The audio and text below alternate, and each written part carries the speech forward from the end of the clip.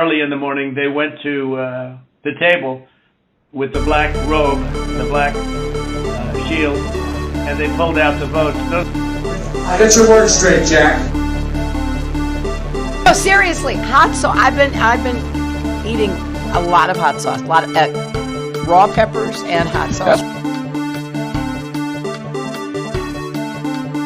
In case you don't know, and you haven't seen the latest polls, the American people hold the President of the United States in contempt. They hold this institution in contempt. They hold the Republican Party in contempt. They hold the Democratic Party in contempt. They think that maybe, given all of the crises facing this country, it's about time that there was some bold leadership here and that this institution made some hard choices. Oh yeah, you're a lying dog-faced pony soldier. You said you were, but now you gotta be honest. I'm gonna be honest with you. Everybody digging my chili, what I'm laying down, that is not true. Who are you worried about? I'll tell you who I'm worried about. I'm worried about the fact that our workers are seeing a decline in their standard of living. They want to see our industry be rebuilt.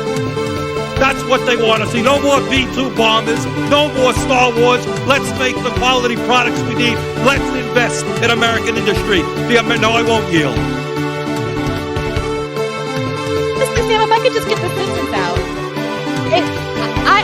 We can talk about Jimmy Dore can go and kill 15 kids tomorrow, and I still believe in force the vote.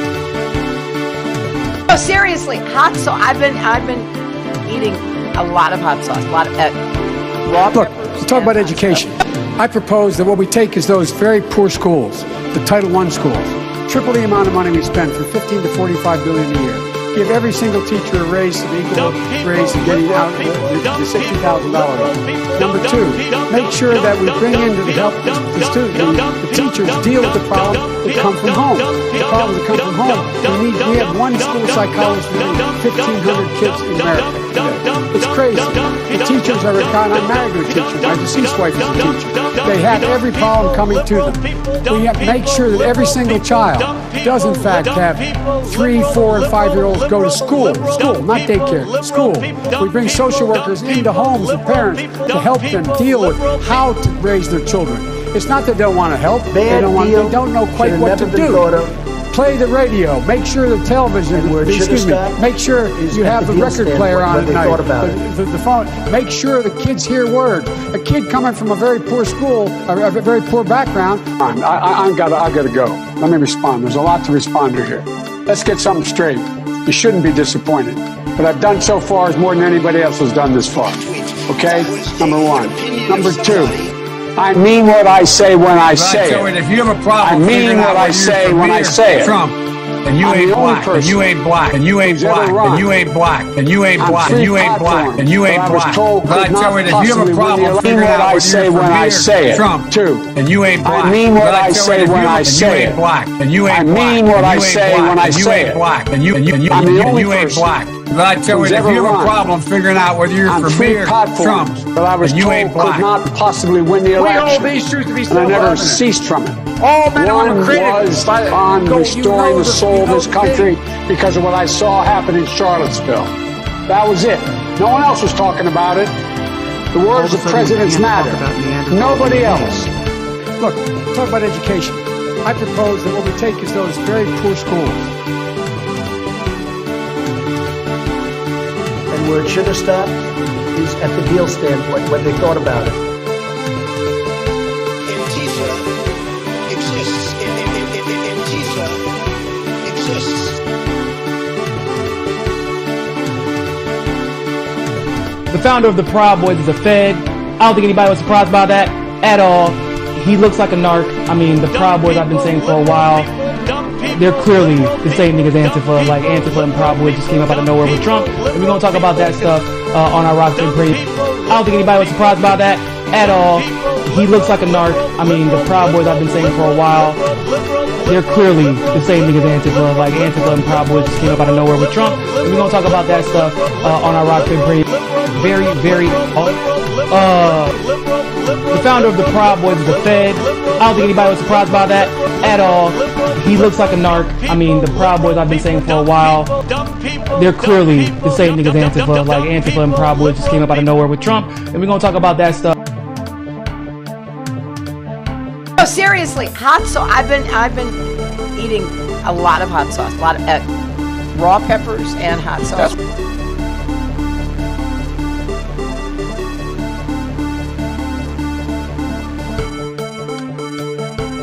Everybody digging my chili when I'm laying down. That is not true. Everybody digging my chili. Everybody digging my chili. Everybody digging my chili. Everybody digging my chili when I'm laying down. That is not true. As far as my relationships with all people, I think I have great relationships with all people. I am the least racist person in this room. They're not accountable to anyone. I get 10 to 12 million views a month, That's a word and they straight, won't Jack. come out and address my progressive audience. They won't come out and address Bree's audience, or Katie's audience, or Justin Jackson, or you. They are not accountable to us. They're accountable to whoever the fuck themselves. Let's not kid ourselves. As Chris Hedges taught us a long time ago, the people attracted to politics are the most mediocre of people. They're not your friends. They are elected servants. It's not fucking treating them that way. I hear Brownie is seconding you in the background. They're not your fucking friends. They're the people standing in between us and fucking healthcare. They're putting their fucking personal position ahead of that. Don't fucking forget that. I'm talking about anybody who's a progressive in Congress who isn't endorsing hashtag the vote. All those motherfuckers who didn't show up today at our town hall. Every fucking one of them is selling you out. And where it should have stopped is at the deal standpoint when they thought about it.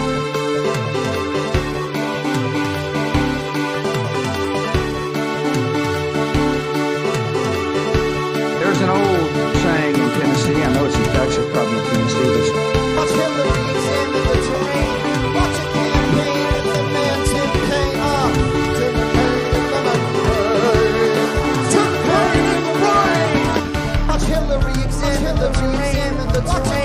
Watch a campaign with the man Tim Kaine.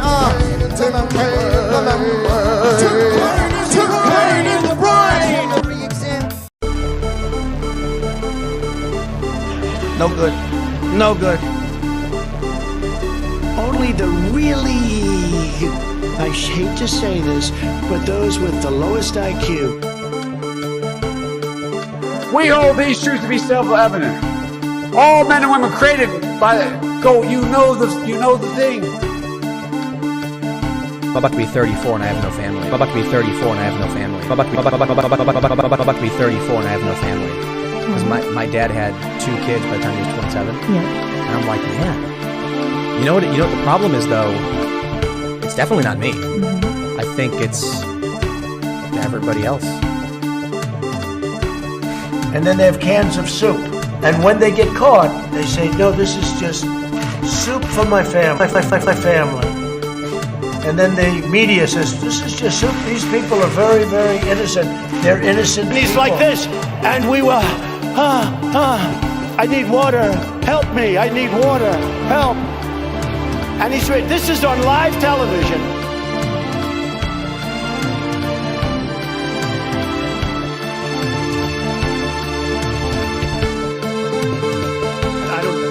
Like him, every time you see him, he's got a mask. He could be speaking 200 feet away from it. He shows up with the biggest mask I've ever seen. Well, you have to understand, the first time I ever heard of Black Lives Matter, they were chanting, I don't know who created Pokemon Go, but I'm trying to figure out how we get them to have Pokemon go to the polls.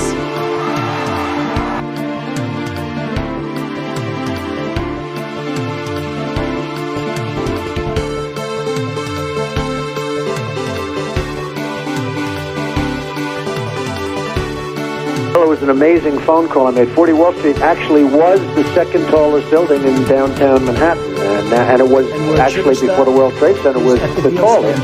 And then when they built the World Trade Center, it became known as the second tallest, and now it's the tallest. And I just spoke to my people.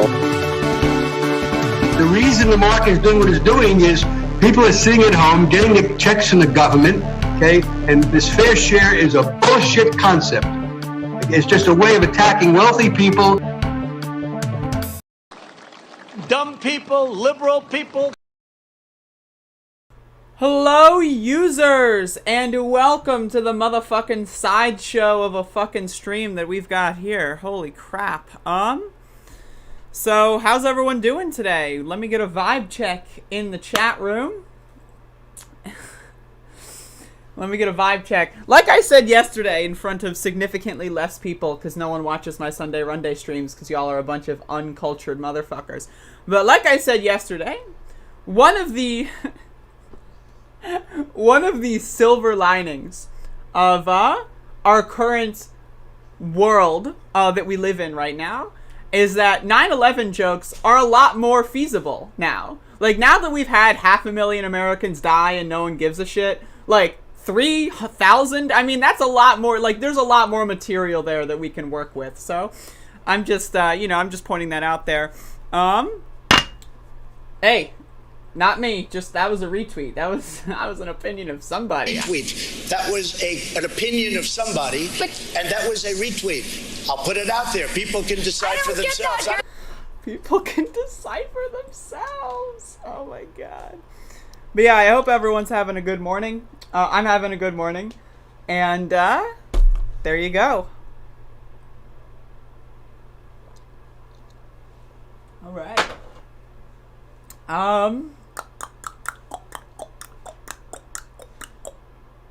So we have Max the dog, who is currently, I don't know what he's doing.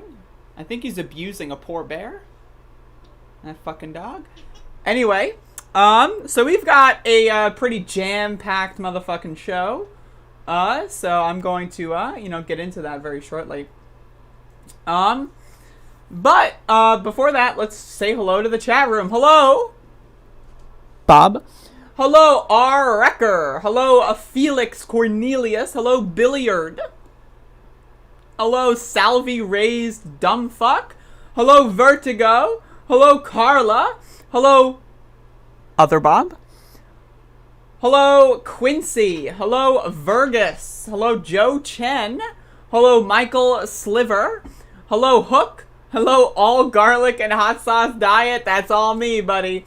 Hello, Amanda. How's it going? Hello, Ham. Hello, Patty. Hello, Leah. Hello, Addie Had Me Like. Isn't it a school day? Isn't it a school day for you, Addie Had Me Like? Oh my goodness gracious. Hello, Matthew. Hello, Leah. Hello, everyone's just posting multiple messages. I mean, I'm trying to say hello to the chat room, and y'all motherfuckers are like, I'm just gonna keep spamming my own name here. Hello, Guinea20. Hello, Zero Pain Elemental. Hello, Ack47. Hello, Jenna. Hello, Mang. Hello, K-pop girl. Hello, Mr. Doodle Butt. Welcome to the chat. Hello, Lisa. Hello, Dusty. Hello, Zed50. Also known as today's and yesterday's Daily Dullard. Hello, Jeffrey. Hello, Duncan. Let's see if the Daily Dullard will be able to become a multiple day winning champion. Hello, Jaynez. Hello, Get to the Metal. Hello, Chad Bandicoot. Hello, Bella LeBlanc. Look at all these fucking users. There's just like, they keep coming out like fucking, when you pick up a rock and the ants like start crawling all over the place. That's what like this chat room's like. Motherfuckers, man. But hello and welcome to the chat room. I'm glad that you're here today. I'm glad that I'm glad that you're here today. I'm glad that you're digging my chili, of course, because my chili is very good. I mean, very few people are capable of handling my chili. Let me just tell you, so. But if you are capable of handling my chili, I will give you an award of some kind. Old people matter too. I love how Z50 is like, I'm old. That's why you don't like me. Oh, by the way, hold up. Are y'all ready? I don't mean to be a bully, right? I don't mean to be a bully, but I'm gonna be a bully. So this was shown to me. This is 2 years ago. So here's Z50, of course, today's and yesterday's Daily Dullard. So here's Z50 burning his Levi's because Levi does not believe in Second Amendment rights. Let's watch. Levi's. Just showing that my First Amendment right. My First Amendment right to not wear Levi's. Bad deal. Should have never been thought of. Yep. I've been wearing Levi's for 40 years. Yep, and this is what I think of my Levi's. And where it should have stopped is at the deal standpoint when they thought about it. Yeah, Levi's. This is what I think. No good. No good. Goodbye, Levi's. Yep. There go the Levi's. It's what every American should do. Levi's don't believe in our Second Amendment right. Good. Really bad. So I'm celebrating my First Amendment right to burn these bad boys. Say goodbye. Did you use the word smart? To Levi's. Oh my God. God bless. We'll find some other kind of jeans to wear. Not that good. supports Americans. Believe me, not good. And the Constitution. Yes, sirree. Dumb people. Later days, Levi's. Anyway, so you can go watch that at your own leisure. I'll let you look that one up. But I want to give another shout out to today's Daily Dullard, Z50, everybody. Z50, the Daily Dullard for today. Welcome, welcome. Anyway, so...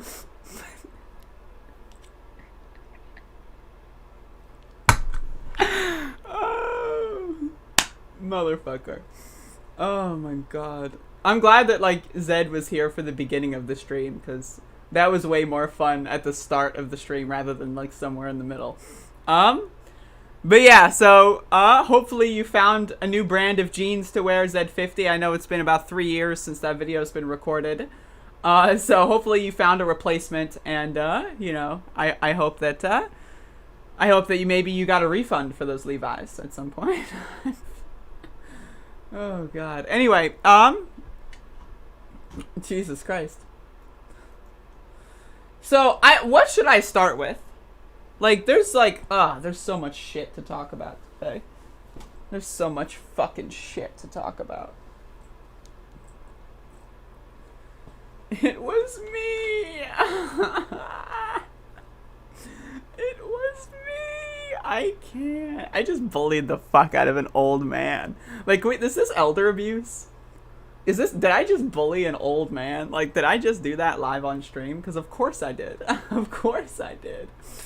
Alright, alright, let's talk about this first. Let's start off, you know, a little bit lackadaisical.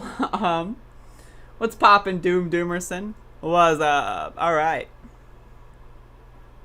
Okay. Bada boom.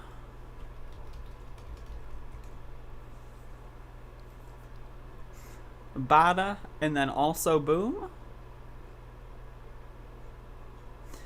Alright, so, we've got some huge news here. We've got some giant news. Some would even say this is the biggest news of our century. And if you want to know what that news is, it's the news that Dogecoin is going in. So here we have an article from CNBC. We all love CNBC here. Tweets from Elon Musk and other celebrities send Dogecoin to a record high. Let's go. Dogecoin rallied 65% in 24 hours to a record high of $0.083745 on Sunday, according to data from CoinMarketCap. Dogecoin, based on the Doge meme, was initially started as a joke, but has gained a following. Elon Musk, Snoop Dogg, and Gene Simmons have tweeted about the cryptocurrency recently. So, when CNBC has to talk about Dogecoin, you know you've won. Like, I don't know who you is, right? But someone has won when Dogecoin is in a CNBC article. So, Dogecoin is surging after billionaire Elon Musk and other celebrities appeared to back the cryptocurrency on Twitter. The meme-inspired token rallied 65% in 24 hours to a record high of $0.083745 at 5:30 p.m. Eastern Time on Sunday. So I want to check what Doge is right now, because I don't know why, like, this article was published at 5 a.m., right? So it's like, okay. So right now, the all-time high, at least, on the exchange that I use, is $0.0886174. So 8.8 cents, to my understanding. At least on the exchange I use. On Sunday, according to data from CoinMarketCap, as of 8:20 a.m. ET Monday, Dogecoin was up 23% at a price of $0.07425. Now, isn't that interesting how, like, they make that claim, right? Oh, yeah, it's like as of 8:20 a.m. Eastern Time Monday. By the way, this was published at 8:20 East. Okay, never mind. It's interesting that they had to, like, make that retract. Oh, it went back down. But then when it goes back up, all of a sudden, we're not going to update that. Dogecoin's stellar run has boosted its market value to over $9.5 billion.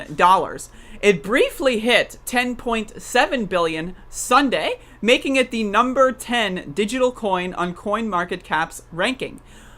At its intraday peak Sunday, trading volume in Dogecoin had reached around $13.5 billion in the previous 24 hours. Dogecoin was created in 2013 and is based on the then popular Doge meme that portrays a Shiba Inu dog alongside multicolored text in Comic Sans font.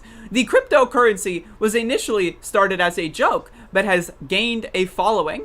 Retail investors have pumped up Dogecoin's price recently, taking their cue from Musk. I think it's the other way around. I think Elon Musk has been taking his cue from the retail investors. But again, CNBC has to make it look like, oh, people don't have a mind of their own. They're all just doing what Elon does. Which, I mean, yeah, there are a bunch of dumb motherfuckers that do that, right? But of course, that's not, maybe it's a plurality, but it's certainly, in my opinion, not the majority of people that own Doge.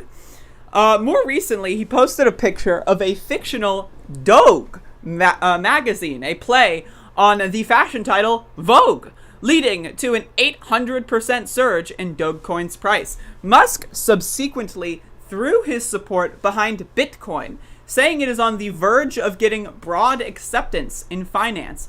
In an SEC filing Monday, Tesla said it bought $1.5 billion worth of Bitcoin and will accept the cryptocurrency for payments of its products. Yeah, I don't know, if I'm gonna read the rest of this, because, like, honestly, whatever. Let's go into this part. Let's see. He has been joined by the likes of Snoop Dogg and Kiss singer Gene Simmons in posting tweets backing Dogecoin. Snoop Dogg, whose real name is Calvin Cordozar Broadus Jr., I did not know that, but okay, tweeted at Musk with a parody of one of his albums. The words on the album cover are replaced with Snoop Dogg, while the Dogg image covers the rapper's face. Simmons, whose real name is Gene Klein, has actively promoted Dogecoin to his followers, tweeting popular slang phrases in crypto like hodl and to the moon. I hope you like my announcer voice when I read all this. The rocker said he made a 6-figure investment in Dogecoin and owns other cryptocurrencies, including Bitcoin. The episode is reminiscent of the late 2017 crypto craze, when Bitcoin's price skyrocketed to almost $20,000 before plummeting close to $3,000 the following year. It was $3,000 in March of 2020, for those wondering. Multiple celebrities had hyped crypto in 2017, with some endorsing a controversial form of crowdfunding known as an initial coin offering. Dogecoin's resurgence in the last few weeks has also been down to enthusiasm from a Reddit group called Satoshi Street Bets. Like the Wall Street Bets group that helped fuel the recent GameStop rally, Satoshi Street Bets aims to pump the price of other cryptocurrencies. So, this is Hatsa. Full financial disclosure, I have Dogecoin, not nearly as much as Gene Klein they have, but I do got some Dogecoins.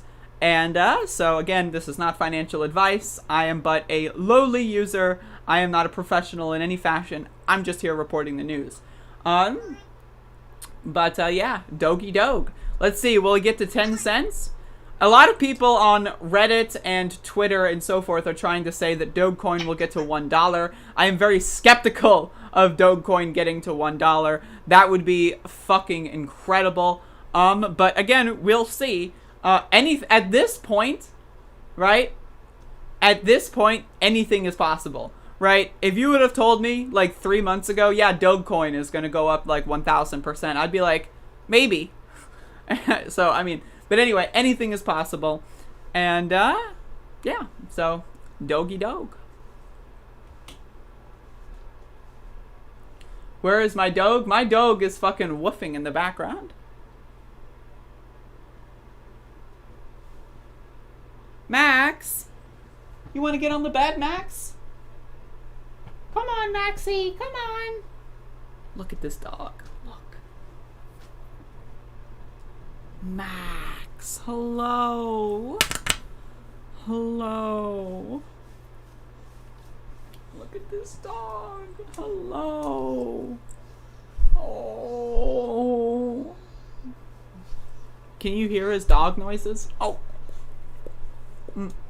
Thank you, Max. Thank you.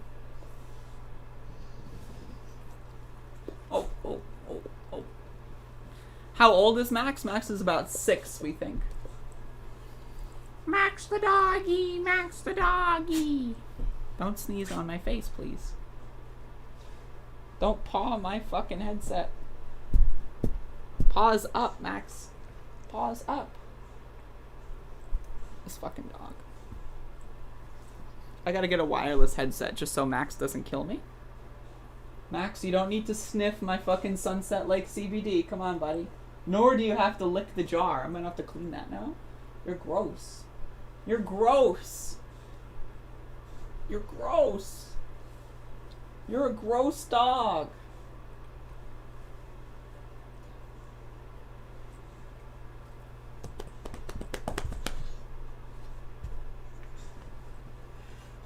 No, Max, you don't need to go under the desk. Oh.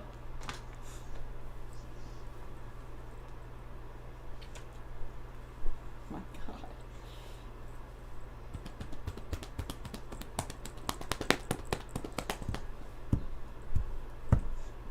Look at this dog. Max, you do not need to sniff and lick my estrogen bottle. Thank you. I appreciate that, but I'm going to have to ask you to go now. Okay? I wish I could pick up this dog, but I can't, so it's, you know, he's just sitting on top of me. Hello. Oh.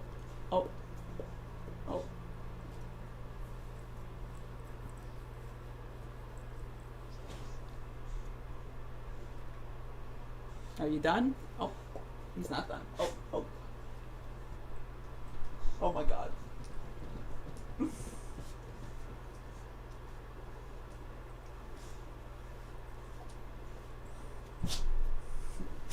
Ah! Ah! Ah! Where are my paper towels? Oh fuck, I brought them in the other room. Alright. Well, anyway. It's Max the dog. Okay.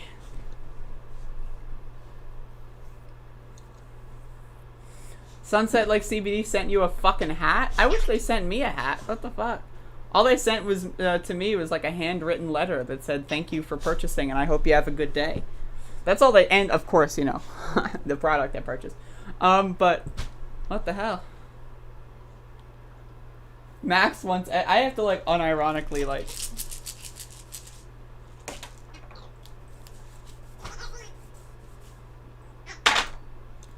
Anyway. Where was I? Okay.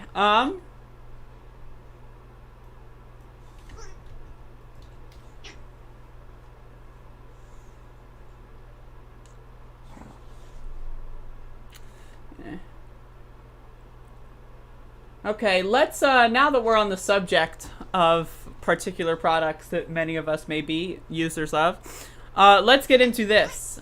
This is a news article 3 days ago from Marijuana Moment. Schumer hosts first marijuana meeting to formulate 2021 federal legislation plan. Key U.S. Senate leaders held a meeting with marijuana stakeholders on Friday, the first formal step toward crafting a new bill to federally legalize cannabis. Senate Majority Leader Chuck Schumer, D.N.Y., Senate Finance Committee Chair Ron Wyden, D.O.R., and Sen. Cory Booker, D.N.J., heard from a group of advocates and stakeholders as the trio prepares to unveil draft reform legislations in the early parts of the year. Look at this fucking dog. Holy shit. The senators released a joint statement announcing the plan earlier this week that described the failures of marijuana criminalization and called for a federal policy change that prioritizes repairing the harms of prohibition. Getting input from stakeholders is part of that process, they said. Around the virtual table on Friday was a mix of representatives from advocacy groups and the cannabis industry, according to 5 people who attended the meeting and spoke to Marijuana Moment about it. The discussion lasted a little over an hour and included staffers from NORML, Drug Policy Alliance, Students for Sensible Drug Policy, and other organizations affiliated with the Marijuana Justice Coalition. Business-focused groups such as the National Cannabis Industry Association and Minority Cannabis Business Association were also present. Now, I just want to say the idea of calling marijuana a drug, I'm sorry. I mean, like, it's not like, that's like calling basil a drug. Like, what? That's like calling garlic a drug. That's like it's just dumb. Like, what? It's a drug. Whoa! Right? It's very stupid shit. Discussion topics ranged from the regulatory structure for marijuana to tax policy to social equity. The senators did not go in depth into details of their forthcoming reform proposal, but they signaled that they would incorporate feedback from these organizations and others as they move forward. One commitment from the start, according to attendees, is that the Senate bill will at minimum deschedule cannabis and seek to regulate it with a justice and equity-focused approach. Booker is expected to be the lead sponsor of this legislation when it is filed, and it will likely be referred to Wyden's committee. And yeah, there you go. So Chuck Schumer's in on that. Yeah, so I hope this works out. This is going to be good stuff. And you can read the rest of the article there. But again, Biden promised to decriminalize marijuana, and I want to make it very clear that Biden could, with a stroke of a pen, decriminalize marijuana today. He could have done it last week. He could have done it 2 weeks ago. He chose not to, and he's continually choosing not to.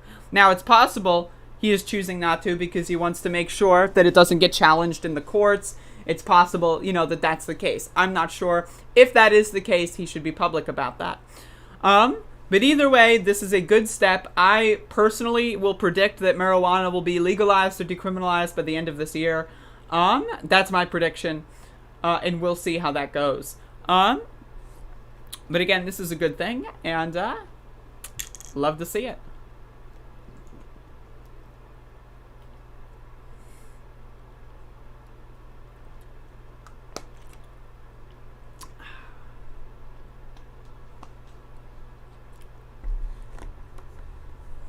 It's a drug like alcohol is a drug, except less toxic. I mean, it's not less toxic, it's just not toxic. Like, there's a difference. Like, alcohol literally kills you, right? Like, sugar literally kills you. Like, too much caffeine could literally kill you. Like, weed is not toxic in any capacity. You know what I mean? Like, it's just not toxic. Like, that's like saying fucking garlic is toxic. Oh, you put some garlic powder on your food? Oh, don't overdose. Don't overdose now. That's like saying fucking, like, crushed red pepper is toxic. It's like, what? It's not, it's literally, I mean, I'm not trying to, like, you know, be a bitch, Leah. I hope I don't come across that way. I'm just saying that language is not, you know, it's just, that language is purposefully trying to scapegoat the conversation. Wouldn't want breakfast cereal laden with weed, though? I would. Reminder, I am, 9 days sober from marijuana. 9 days. Someone get the Mr. Krabs meme. 9 days. This week I'm going to be reintroducing lucid dreaming supplements to my nightly ritual and routine. And I will hopefully be reintroducing meditation as well. And I will get back to you on that. So, CBD laced cinnamon toast crunch, imagine. Or how about CBD laced literally anything else, because cinnamon toast crunch is going to kill you. Literally. I'm sorry. I am died from Mara Iguana, 1 April 2020. I am died. I am died. Marijuana. I love that. Marijuana. Mushrooms have actually had a profound effect on my dreaming, to be honest with you. But no, I'm talking about like things like mugwort, galantamine, Saleazac de Chichi, and other such stuff.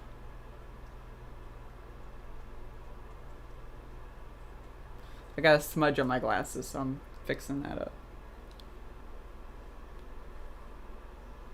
Woo! Mary Iguana sounds like a character from SpongeBob. SpongeBob.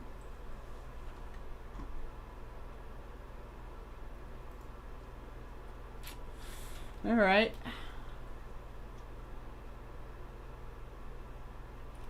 All right, so I'm going to set up this next segment, and there's a lot of tweets here to set up, so bear motherfucking with me. Bear motherfucking with me. Yeah, I'm talking about the People's Party, so brace for impact. All right, I have to figure out which order all these tweets are in so that I can tell a story.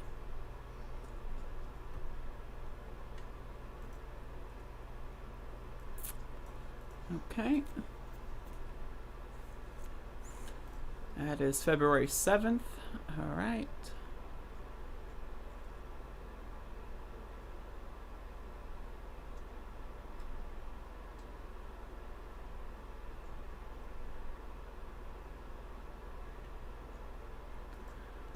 Okay.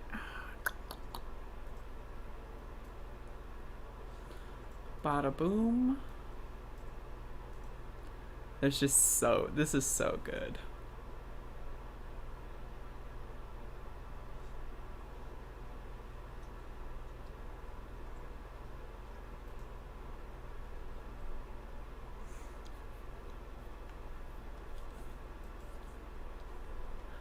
My God, this is such brilliant content. Okay. All right, y'all. Are y'all ready? You know what, honestly? I think that this is such brilliant content that it may call, this may call for something extra. This may call for extra production value. All right, everyone. Why do YouTubers do shows with no pants on? Am I wearing pants? Correct. All right. So, let me make sure my arm is of proper elevation. Okay. This is going to be really funny. All right, everyone. All right, so there's been a lot of drama in the Movement for a People's Party, formerly known as a Movement for a People's Party. Now they are known as the People's Party. And I want to go through this. If anyone wants to, in the chat room, supplement with any extra tweets or any extra cringe, feel free. But the People's Party is apparently aware of a statement. Now, the People's Party is not really a People's Party.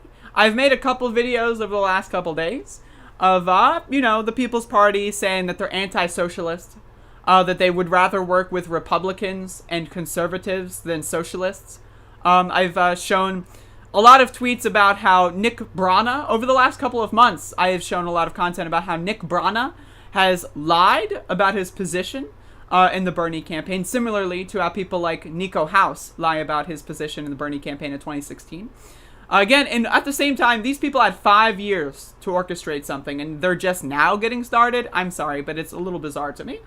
So I want to go over the story of the People's Party, because they are not having a good couple of hours. So with that, let's get in. So, where are we? So, for immediate release, Our Revolution Los Angeles tweets out the following statement.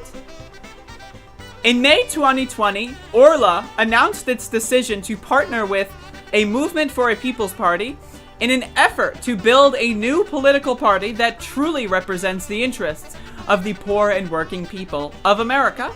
After much deliberation, we have unfortunately decided to part ways with MPP at this time due to differences in opinion and leadership style, including the structure, treatment of volunteers, and method of operations that have become apparent during the past few months. Throughout our work with MPP, several members of our organization have observed troubling components of MPP's organizational structure, including non-democratically elected leadership, lack of organizational transparency, lack of member and leadership accountability, and lack of bylaws and rules. Furthermore, our members have observed and experienced a toxic and top-down hierarchical framework within MPP, which we believe is antithetical to the foundation of our motivations to work with them. The most egregious example of this was when disagreement with organization leadership was expressed, those speaking up, as well as many who did not express discontent, were removed from the organization. I covered this a little bit ago, like maybe a couple of weeks ago, branded as infiltrators and accused of leeching members from MPP to the Democratic Party. This level of slander and mistreatment of volunteers who have a difference of opinion will not be tolerated by Our Revolution Los Angeles. While all of the members are free to participate in any organization they choose, we also would like to be clear about the status of our formal relationship to MPP. At this time, we take seriously that many have followed in our footsteps to support MPP, and we support every individual and organization's right to decide where their efforts are best directed. We feel it is our responsibility, however, to be open to such parties about this change. Orla has always been and will continue to be committed to electing representatives to governments who represent people over profit, policy over politics, and community over corporations. Our platform can be found hyperlinked here. Such goals are our #1 policy. We look forward to supporting candidates, individuals, and organizations who align with this purpose, and will continue to embrace the foundational principles of our organization, which, above all else, are transparency, democracy, getting money out of politics, and fighting for a peaceful, dignified future for all. So the People's Party is aware of this statement, apparently. Did they tweet anything else? Okay, let me actually read this. Okay. Howie Hawkins, so this is Nick Brana, the founder of the People's Party. Now, it should be said, let me find the tweet here real quick. It should be said that this guy has basically, he's lied about his position within the Bernie 2016 campaign. And I'm going to bring up tweets right here real quick. So, as you can see here, Nick Brana was briefly on staff as a national political outreach coordinator, but finished the campaign as an intern. So this is what they're saying. And then you see right here, confirming Nick Brana's lie about his title would be enough for you to question whether or not people should put faith in this implementation, blah, blah, blah. I would appreciate it if you could share what sort of evidence would convince you that Nick Brana is intentionally deceiving people. Yep, he was an intern, not a staffer. He's exploiting people. Yes, yes, yes. And so these are people, again, contemporaneously. This is not, tweets from, like, random people to, like, yesterday. This is people contemporaneously when the Movement for a People's Party started, right, saying, Nick Brana wasn't Bernie's political director. Don't know why you didn't fact-check him, right? And so here's someone else. Jeff Weaver confirmed to me that Nick was never part of the senior staff. So that needs to be said. So Nick Brana has lied about his position in Bernie's campaign for credential points, okay? So, Nick Brana tweets this out 7 hours ago. Howie Hawkins recently gave an interview in which he claimed MPP excluded him from the People's Convention because the Green Party was too socialistic. That is untrue. Socialists did speak at the People's Convention and we're proud of it. Many of our members are socialists. I'm a member of DSA. We also encourage people to vote their conscience throughout the election. Now, those things are not mutually exclusive. You can be a socialist, but kind of like a crypto socialist, and you can be a socialist, but openly socialist, right? When a party says you are too openly socialist versus some people that are crypto socialist, that's a genuine, legitimate distinction, especially when it comes to optics. If you share our vision of a party free of blah, blah, blah, we respect the Green Party, but the majority of Americans believe that we need a major new party to do so. We wish them blah, blah, blah, blah, blah. So these guys are in full damage control mode. Okay. Are they tweeting about this at all? Okay. In response to the statement released today by Our Revolution LA that we believe to have an intentional misrepresentation of actual events, Analis Garcia, former vice chair of Orla, has responded with her first-hand account. All right. I don't know if I'm going to read that. I'm just looking at the rest of this. We are aware. Okay, so I guess I'll read this. Why not? Like, let's get all of this material in here, whether or not it's supporting my agenda or not. So, oh, Jesus, a lot of text. Oh my God. Oh, I don't. Ooh. All right, I'm gonna have to delegate this. Someone read this for me and give me the fucking TLDR. I'm sorry. But we have screenshots here of people within the Slack here. This is the People's Party Slack. These are people that are agreeing with Orla's statement. So, unfortunately, their statement is representative of what I've experienced as well of being part of MPP. Several people I know within MPP were banned without notice or reason simply because they were asking for reasonable changes that would have helped with transparency and accountability within MPP. They just want changes so it doesn't appear that members of MPP have no say in what happens within the organization, etc., etc. Honestly, I think they summed up the feelings of a lot of volunteers in MPP very well. So I really hope that that National reads this and reads this press release, internalizes this, and makes legitimate changes instead of getting so defensive. That's apparently not happening.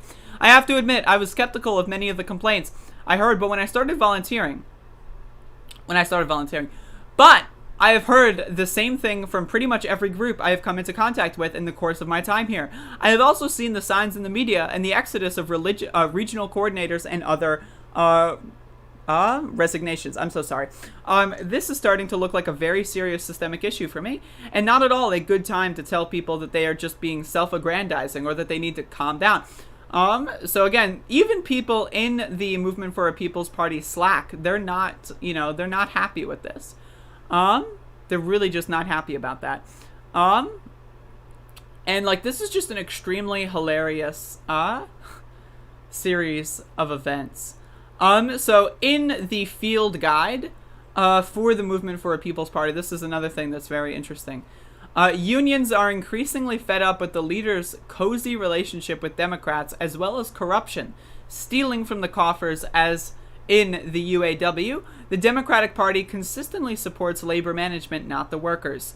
So that's something that's highlighted because this is a consistent theme I've covered in a lot of my videos on the People's Party is they really just don't care about unions. They don't care about labor. You see Jimmy Dore, who is the most popular representative of the People's Party.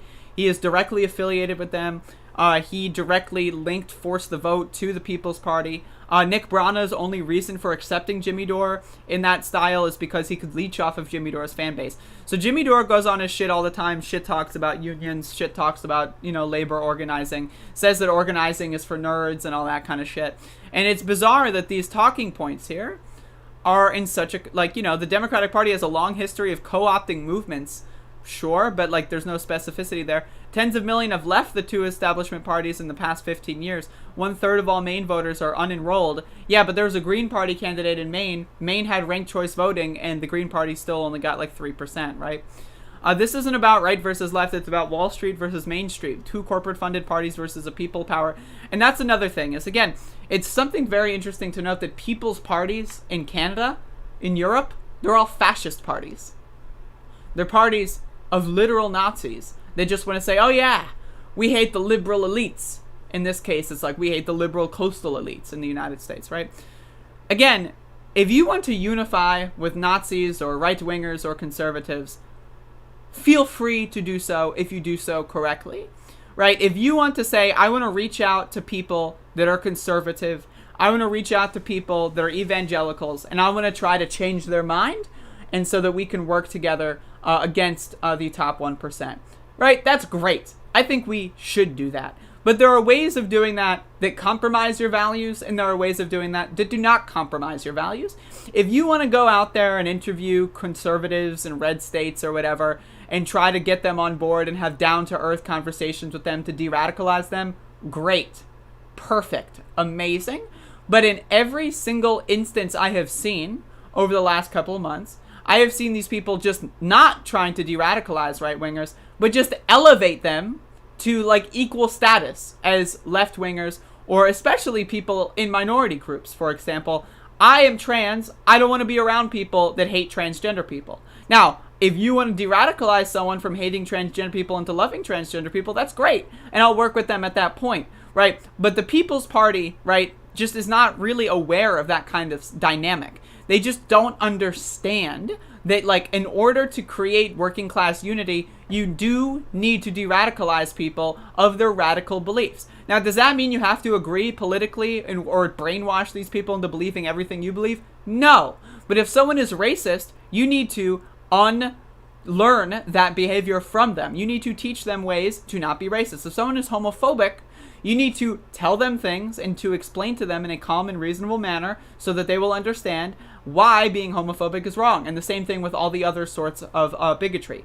Now, I think that that's possible. I think that that should be done. And especially if you're a Christian, you can tie that into the Bible, right? So this whole idea, right, this whole idea that we need to unite with right-wingers is just such a bad fucking idea. It's such a bad fucking idea. And these people are just doing really poor damage control. They lie constantly. Nick Brana has lied constantly about his position in Bernie's campaign. The people affiliated with the People's Party, like Nico House, have lied about their positions in the Bernie Sanders campaign. Nico House says he was the director of North Carolina or something. And then when you look that up, you cannot find a source about that in any capacity that doesn't come from him. It's super bizarre. And then you find sources that do come from the campaign of saying completely different people were those positions, right? So it's really, really bizarre behavior. I've met a lot of people that said that they wanted to work with Movement for a People's Party, and then they got shit canned when they disagreed on minor things, right? This is a huge problem. These people are trying to usurp and steal energy from the Democratic Party. And I'm not a Democratic Party fan.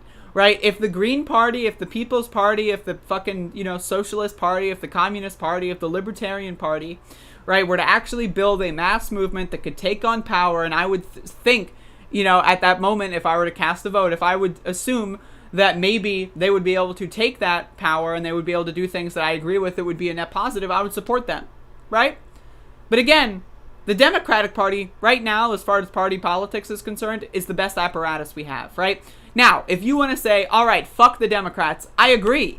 The answer to that is not to start a new party. That is an energy sink. That is a waste of your fucking time. And the only reason Nick Brana is doing that is because he wants to be at the top.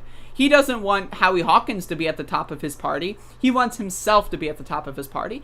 The best way to build a working class political revolution is by labor and union organizing, getting workers to organize with each other for their own benefits, right? Getting, like, let's say getting major corporations to, like, have all of their employees across multiple chains or, like, fucking stores form a union and maybe do a strike, right? Like Amazon, for example, is a potential one, right? That is the way you build working class power in this country. It's not by building a new top-down narcissist grifter scheme like the People's Party. It's by actually empowering the people you claim to be in favor of.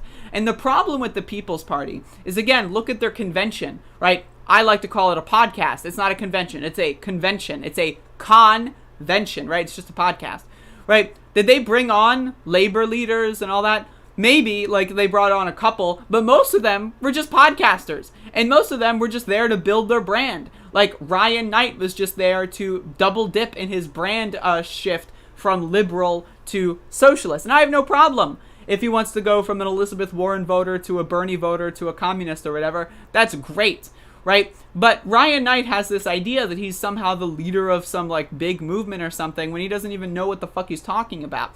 And the People's Party has done that with Jimmy Dore. They've given all these people space that are just basically using each other as, like, a grift alliance. And it has nothing to do with working class people. The Movement for a People's Party also attacked Nina Turner, who was in the People's Party podcast in August last year.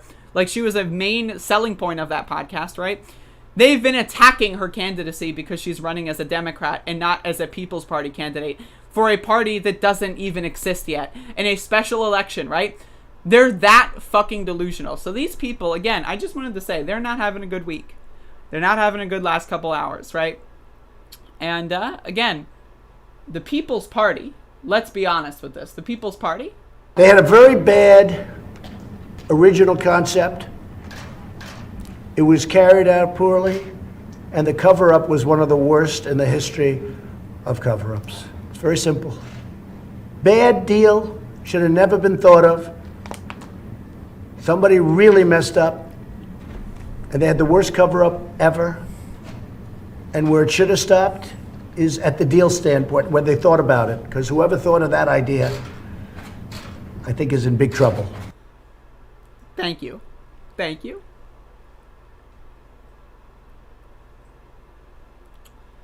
Hey Lisa, who is attacking Nina? I got pushed back. Jimmy Dore, Nick Brana. I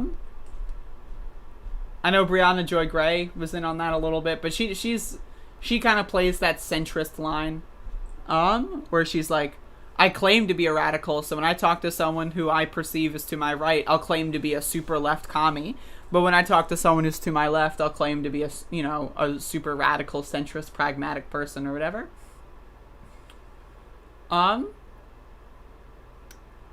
But, yeah, I mean, like, there's just mostly the podcasters. And then it's like, these people like Jimmy Dore have massive influence. So when you go to, like, Nina Turner's tweets, for example, right? If you look at any Nina Turner tweet that has more than 10 replies, you will see these People's Party, Jimmy Dore, Nico House fanboys just attack the fucking poor woman. When is that election? I don't know. When is that election?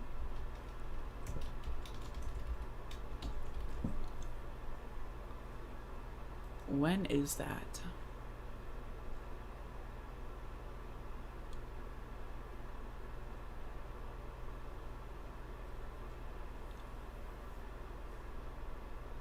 Is there a date set yet?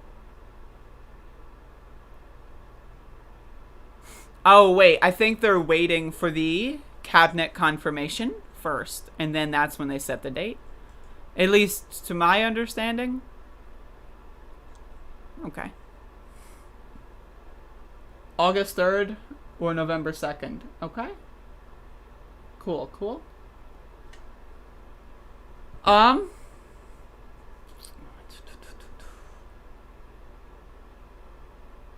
I've got a cousin who's what I call a hippie. He lives in a commune most of the year. He walks the talk. Hell yeah, dude. That's awesome.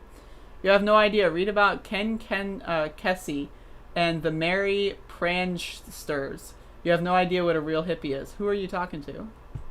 Oh, probably Z50. I'm more of the stoner surfer type than a hippie. Hippie? I mean, Z50, this is the problem with Trumpers. Is that, like, it's very easy to not just hate poor people. It's very easy to not hate black people. It's very easy to not hate trans people. And I get it, right? You know, you're raised in an environment where, like, your parents tell you to do that or whatever. You have bad influences. But it's like, you can just stop at any point. Like, you're like, what, 60 years old? You've got kids? Like, you can just stop. Like, if you want to say you're a hippie, just be a hippie. You know what I mean? Like, why say you're a hippie and then not be? You know, like, that's the thing. It's like, for example, when I wanted to be a vegetarian, I didn't, like, still eat chicken and say, oh, well, technically chicken's not meat, it's poultry. No, I just stopped eating meat, right? So that's what you're doing right now. If you want to be something, if you want to claim something, just do it. It's fine. Like, you can just, you know, just do that. Just, you know, you don't have to say, like, one thing and do the opposite. Like, it's a little bizarre.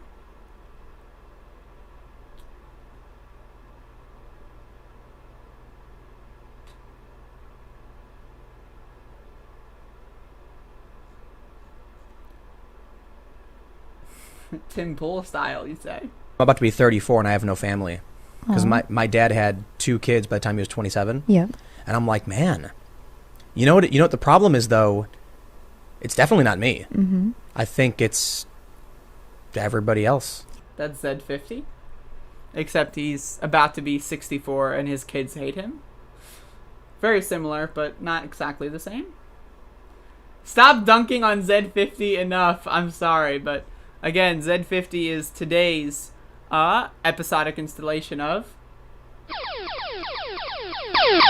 That was a little low, but it's the Daily Dellard. But again, how's everyone doing today?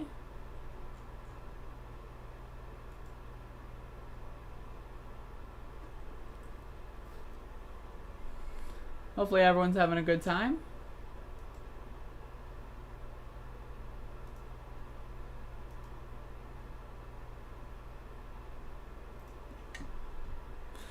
What's Doge at? Doge is at 8.2 cents, y'all. 8.2 cents. Doge. Reminder, I'm not a professional. This is not financial advice. I'm just but a user, a lowly user. Below the ground. Oh my god, stop it. Can't wait for the after show so I can start about mugwort. I love mugwort. You're digging my chili? I love my chili.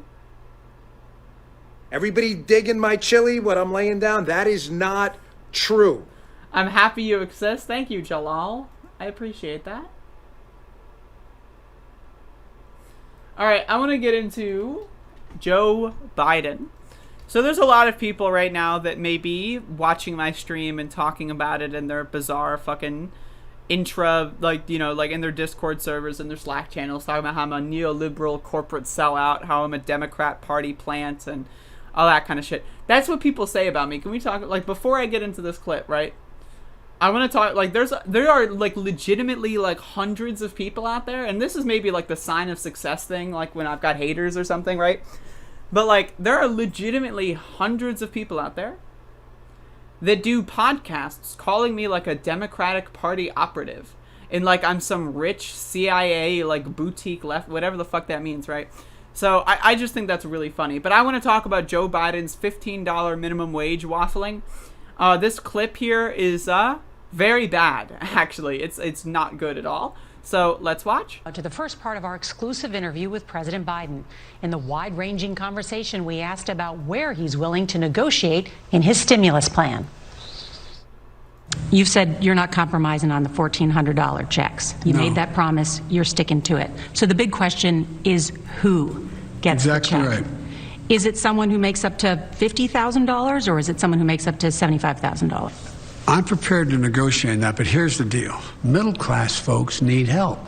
But you don't need to get any help to someone making $300,000 or $250,000. So I just want to say again, this is all based on 2019 tax filings. There are a lot of people that lost their jobs over the course of the pandemic. That's the whole point of fucking stimulus checks, is because people lost their motherfucking jobs, right? So I'm told that you can file your taxes early or whatever, and then they can use that filing date, but not everyone has the capability of doing so. Like, a lot of people do not know how to file their own taxes. A lot of people do not have the money to pay like H&R Block or fucking TurboTax or whatever. So this is an important thing, right? This is an extremely important thing.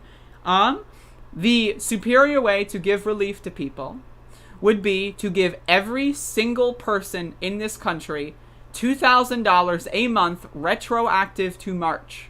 And then, if they make too much money, scrape it back on the next tax year.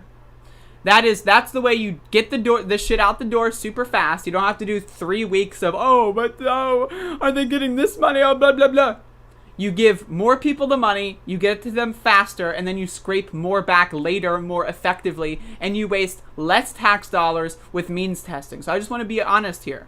Joe Biden, if I, a high school dropout, can think of a better plan than the President of the United States, I've got news for you. This guy's no good. It's somewhere between an individual making up to 75 and phasing out and a couple making up to 150 and phasing out. But again, I'm wide open on what that is. You also want to raise the minimum wage to $15. Is that something you would be willing to negotiate on in order to get Republican support? Well, apparently that's not going to occur because of the rules of the United States Senate. So you're saying the minimum wage won't be in this? My guess is it will not. What?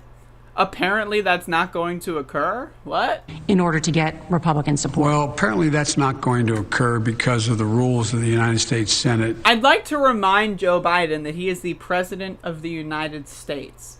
He is not like some dipshit motherfucker, right? He is the President of the United States. You can go out there every single day in all these Republican districts and say your senator is standing in the way of you and $15 minimum wage. He is the President of the United States. Now, I know a lot of Republican voters don't like him that much, right? But you're telling me you're not even going to fight for it? He's not even going to fucking fight for it? Are you joking? So you're saying the minimum wage won't be in this? My guess is it will not be in it. But I do think that we should have a minimum wage stand by itself, $15 an hour, and work your way up to the 15. It doesn't have to be boom. And all the economics show if you do that. I want to put a pin in that. The plan that they put out was a phase-in that would reach $15 an hour in 2026. 2026. Reminder, the U.S. currency inflates at around 2-ish% per year. So by the time 2026 comes around, $15 an hour will be a poverty wage. Now, it would probably be better in 2026 than $7.25 is right now, but not by much. Right, so I want you to, to understand that. So this guy is saying we don't have to do it boom right now. His plan says that it'll be done by 2026. Let's watch. The whole economy rises. I'm prepared as President of the United States on a separate negotiation on minimum wage to work my way up from what it is now, which is pain. Look, no one should work 40 hours a week and live below the poverty wage. Remember, that was one of Bernie Sanders' lines. He's just like, what if I just say the Bernie thing? What if I just say the Bernie thing? And live below the poverty wage. And if you're making less than $15 an hour, you're living below the poverty wage. But that may not be in your American Rescue Plan. No. If you're making less than $15 an hour, you're living below the poverty wage. So let's increase it to $15 an hour in 2026 when I'm no longer president. What? Like, what? I put it in, but I don't think it's going to survive. Let's turn to the impeachment trial. President Trump's impeachment trial. If you were still a senator, would you vote to convict him? Look, any answer that's not yes here, proves that this guy's a beta male motherfucker. Look, I ran like hell to defeat him because I thought he was unfit to be president. I've watched what everybody else watched. What happened when that crew invaded the United States Congress. But I'm not in the Senate now. I'll let the Senate make that decision. Well, let me ask you then something that you do have oversight of as president. Should former President Trump still receive intelligence briefings? I think not. Why not? Because of his erratic behavior unrelated to the insurrection. I mean, you've called him an existential threat. You've called him dangerous. You've called him reckless. Yeah, I have, and I believe it. What's your worst fear if he continues to get these intelligence briefings? I'd rather not speculate out loud. I just think that there is no need for him to have that intelligence briefing. What value is giving him an intelligence briefing? What impact does he have at all, other than the fact he might slip and say something? But anyway, this clip is just whatever.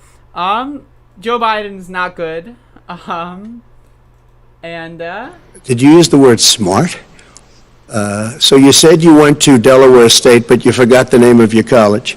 You didn't go to Delaware State. You graduated either the lowest or almost the lowest in your class. Don't ever use the word smart with me. Don't ever use that word. Oh, give me a break. Because you know what? There's nothing smart about you, Joe. So that's my opinion on Joe Biden. Not great. Again, if $15 is reprehensible, or making below $15 is reprehensible, how come your best plan is to get it done by 2026? Yeah, that was probably loud. I still had the gain on. My bad. But it's funny, so who cares? You can cry about it, motherfucker. Anyway, my point here is that Joe Biden's not sending his best. Could you imagine Bernie Sanders sitting in that chair? Could you imagine? My lord? My lord. If only. I want to like look through one of those like snow globes that let you see like an alternate universe. My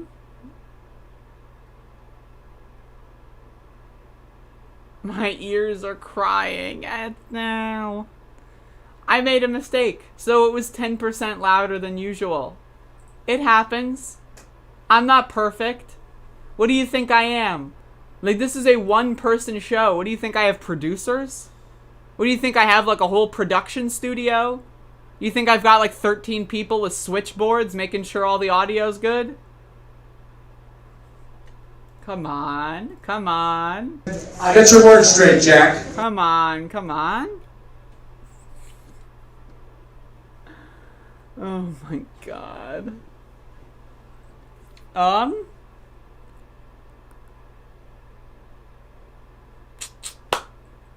right. You've got us and we've got you. Hey, I appreciate that.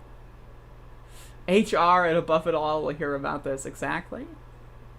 Max is the production crew. By the way, speaking of Max, look at that dog.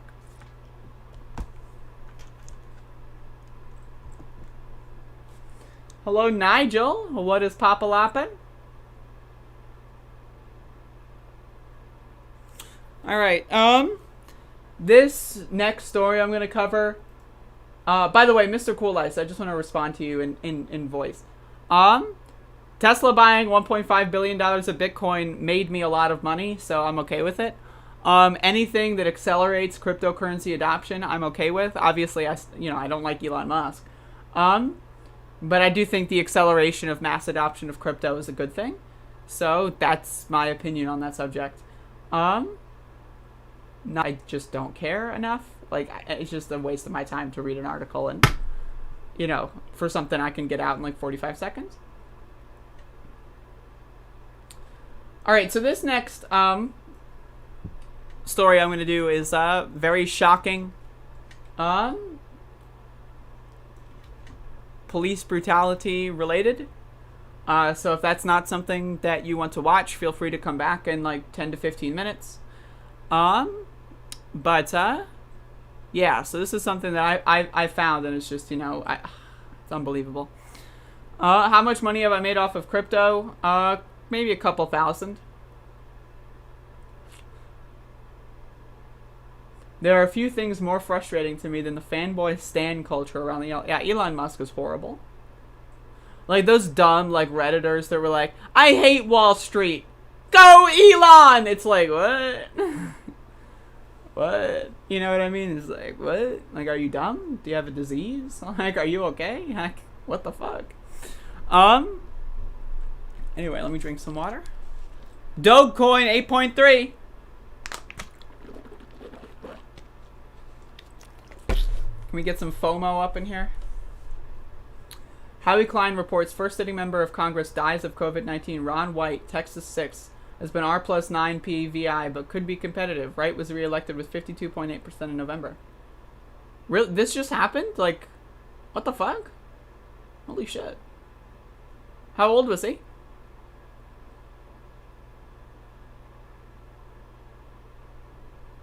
Fuck Elon Musk. But yeah, yikes. Okay, so I've got a 2-minute video here, and again, I want to provide a trigger warning for this. If you do not want to watch police brutality, if, like, this is one of, you know, this is a very, very hard to watch video. If you don't want to watch police brutality or anything like that, I would recommend not watching this. Just, you know, if you're watching the live stream, come back in 10 to 15 minutes. But I've got an article that I'm going to read first, and then we'll watch the video. And so I want to say also that this is in Canada. This is not the United States. The United States is not the only country where police are a problem. And so let's read. OPP to investigate violent arrest captured on video in Barrie, Ontario. The Ontario Provincial Police, OPP, will be conducting an investigation into a violent arrest of a 20-year-old man in Barrie, Ontario that was captured on video and posted to social media Thursday. On Friday, Barrie's Chief of Police, Kimberly Greenwood, requested an investigation from outside police service, saying the move is to ensure the process is transparent and accountable. I acknowledge the public's concerns about being expressed based on the limited availability of information at the time. Again, there's video. You don't need any other information. There's a video of this incident. There is no more, like, this kid could be on a kill spree, and this still would be too excessive in my opinion. But when you really understand that this kid was just skateboarding, then it's like, oh, okay. So this is just ridiculous. I want to assure the community that any findings of misconduct will be pursued. The images captured in the video are concerning to both the public and myself, she said in a statement earlier on Friday. An officer involved in the arrest had been reassigned to alternate duties pending the outcome of the investigation. I say, you fire them. They don't need to be on any duties. Unpaid vacation until their fucking trial is set. That's my opinion. An officer involved in the... Okay, in a cell phone video posted on Facebook, a police officer can be seen pinning a man to the ground and trying to arrest him. Bystanders can be heard shouting that the man was skateboarding and that the officer is using excessive force. A skateboard can be seen nearby. The video does not show what led to the incident, but police say it took place at 3 p.m. Thursday on Dunlop Street East. The statement says a 20-year-old Barrie man was charged with causing a disturbance and assault with attempting to resist arrest, but does not offer any insight into what exactly took place. So again, obviously cops are going to lie about what is this, like, it's a lot easier to defend yourself, like, trying to kill someone and torture them, right, on live video, if you convince the world that they were on, like, some sort of rape spree or something, right? So this kid was just skateboarding. Here's the video. Again, if this is not something you want to watch, I don't blame you. Feel free to come back 10 minutes later, whatever is, you know, whatever you need to do for your own mental health. But this video is extremely hard to watch, and so I'm just giving you the accurate time. Okay, dude, stop resisting. Get the fuck off of me! If you just stop resisting, it'll go over easier. I know, man, it's scary. Just take it easy. I'm not even resisting. Get off of me! Notice how whoever is filming this video is speaking to this guy, and the cop's just ignoring them both. Like, the cop, right, their job is to restrain someone, right? Put them in handcuffs, whatever. Hog tie them, whatever. Like, I disagree with that kind of force, right? But you can't just pin someone like this for an extended period of time and pretend you're doing something. Get off of me! Get off!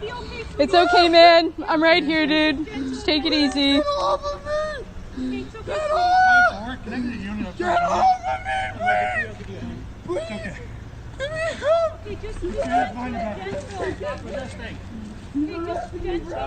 Stop resisting. Extremely excessive force. So I wanted to be very clear. The cops are pinning this person down. They cannot move. And they just keep saying, stop resisting, as they're pinned down. They're not even trying to restrain him in any other fashion, like with handcuffs or whatever. Or he might already be in handcuffs, I'm not sure. But, like, what does that mean, stop resisting? Is screaming and agony and pain resisting? Is saying I can't breathe resisting? Is that resisting? Oh, you're talking back to me in any capacity? Oh, you're an animal. Why are you speaking words that I can understand? That's resisting arrest in these people's minds. On a young male who is skateboarding. And look at all of these accomplices to torture. These are all anyone who's a police officer or in any form of authority in this capacity is an accomplice to torture, and they should be prosecuted as such. Your job is not to watch your coworker try to kill someone. Your job is to make sure people are protected and served. That is your job. Your job is not to be a beta cuck afraid that your boss is going to fire you for doing your job. Your job is to protect and serve. If you are an accomplice to torture, you should be prosecuted. Craig's been asking to call too. Please. It's okay, sweetie. You need to. Please call 911. Stop resisting. They're literally not moving, and this fucking fat fuck piece of garbage is like trying to like fucking kill him with his fucking weight. And I'm not trying to say that to be rude about his weight, but I mean, he's got all this bulky gear on. This guy's probably 250 pounds with all of his gear on, and he's literally just flopped on top of this guy who's like, looks like he's like a scrawny 130-pound dude, right? Like, that can hurt you tremendously, right? This guy is not resisting in any capacity. Stop resisting. Stop resisting. Like, it's like a fucking robot script, you know? Stop resisting. Stop resisting. Stop resisting. Like, these people are fucking psychopaths. Put your head behind your fucking back right now. I'll be driving this right now. You want this?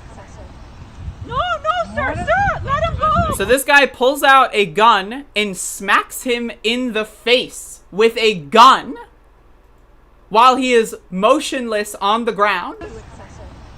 No, sir, let him go, please. How old are you, man?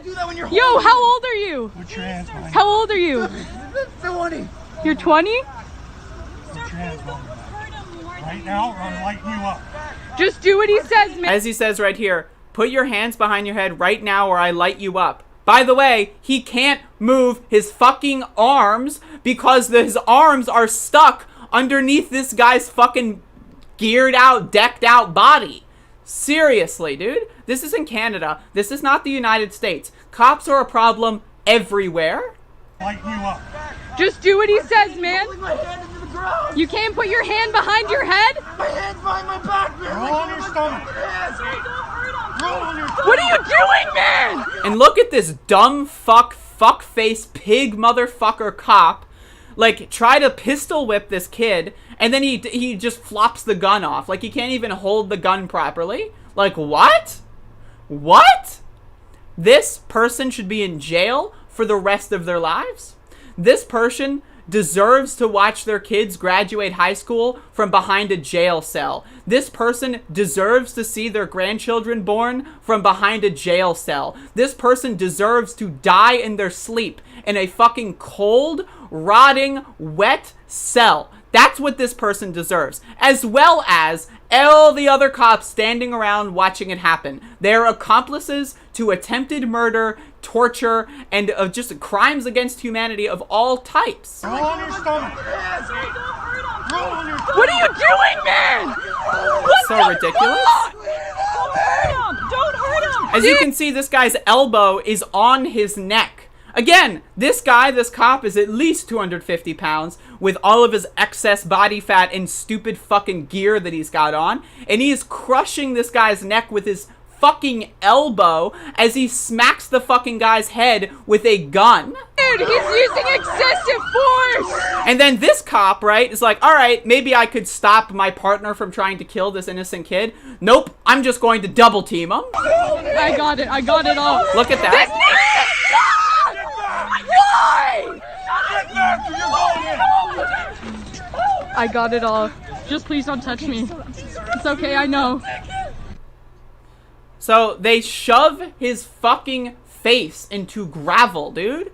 Like, again, all cops are bastards. There is no good cop. I don't give a fuck if your brother's a cop. I don't give a fuck if your uncle's a cop. I don't give a fuck if oh, my daddy was a cop. I don't give a fuck. motherfucker. If you have a cop in your family, then shut the fuck up and hold them accountable instead of sitting in my chat room, going to my YouTube comments, being a dumb bootlicking son of a bitch. In this instance, a literal son of a bitch. If your mom's a cop, you are a literal son of a bitch. I don't give a fuck if your 13th twice removed cousin is a fucking police officer. I don't give a fuck. There is no such thing as a good cop. We need systemic reform, not just in the United States. Again, this is in Canada. Not just in Canada, not just in North America. We need systemic reform globally. There are so many countries where cops are even worse than they are here, where cops are allowed to just kill people indiscriminately. There are so many countries, like in South America, in Eastern Europe, right?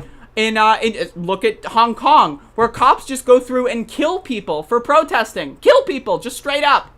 And nothing happens, right? We need a global revolution. We need to just get rid of these systemic power imbalances that the governments and state apparatuses have in the form of law enforcement against their own citizens. This is not warfare. This is not like, oh, you're fighting a war overseas this isn't fighting Nazis on D-Day, motherfucker. This is trying to murder an innocent kid because he was skateboarding.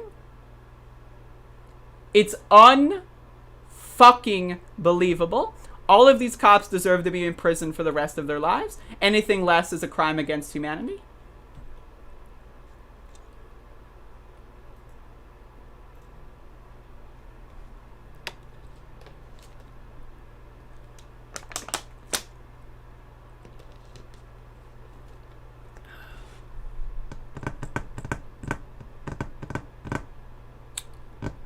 A cop married my cousin. He was a creep. I saw him many times and always felt like I was under surveillance. Yep. 40% of cops do domestic violence against their own homes, in their own homes. Yes, 40%. Keep in mind, that is a self-reported statistic. So 2 in 5 spouses answered, yes, my partner abuses me, and they're a police officer. It's not necessarily that they were caught. I'm turning my heater off real quick. It's not necessarily that they were caught. It is just self-reported. I don't think that they, revealed identities or whatever. But if 2 in 5 police officers beat the shit out of their spouses, and and 2 out of 5 actually admit that in a poll, imagine how many actually do so. I think every single police officer in every single country that's ever had an abusive force complaint that's legitimate and actually has provable evidence that it's legitimate, because obviously you need to have safeguards and that kind of stuff, they all need to be sent to prison for the rest of their lives. I'm sorry, just throw them in jail. They're useless to society. Plain and fucking simple. Hello, Alicia. Love y'all. Gotta go. Goodbye, Alicia. Have a good one.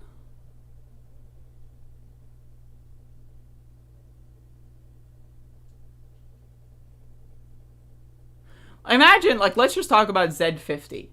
Imagine how dumb you have to be to claim to be a hippie, but you, bootlick for cops.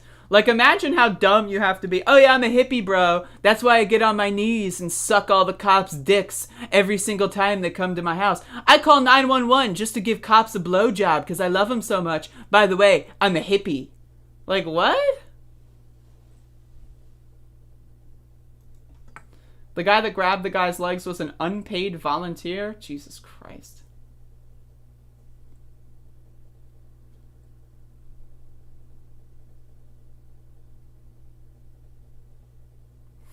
Anyone who teaches dogs to attack humans is an animal abuser. Only a piece of shit with no respect for dogs uses a dog for law. Absolutely agree.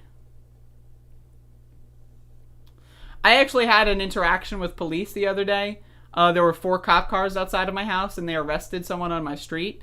And they knocked on my door to ask which house they were looking for, because apparently so apparently the cops are so intelligent in my city. They are so intelligent that they can't find the right house.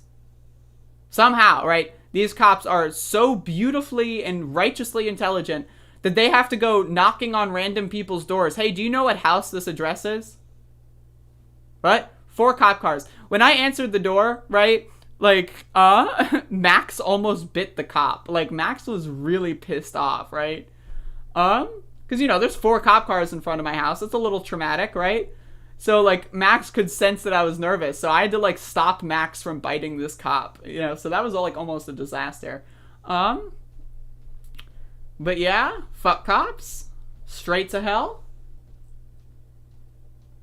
Hello, Mike Silver.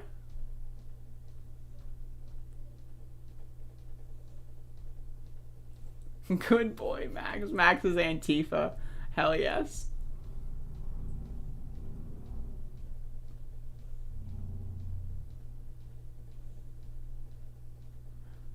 But,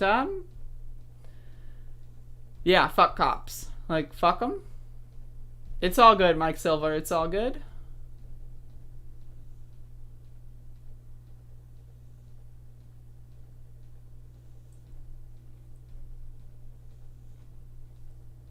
People get upset when cops kill dogs, but not white people? What? I get upset when cops hurt, not kill. I get upset when cops abuse their authority in any capacity. What? Cops shot that young Asian guy? I am not familiar.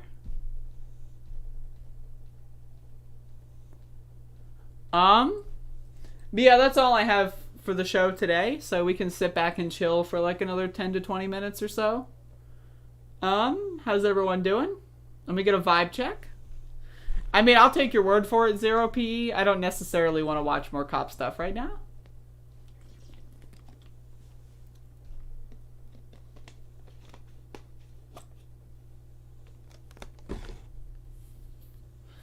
Vibes are optimal, RN. Hell yes.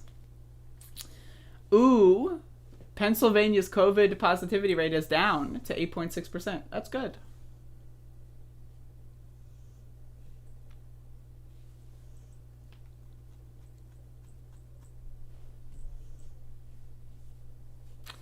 Big chillin'? Hell yeah. So, I want to talk to y'all a little bit about, so a couple months ago I did this show, or I started doing a show, with the intent of doing multiple episodes, about lucid dreaming. And so I'm going to continue that series this week.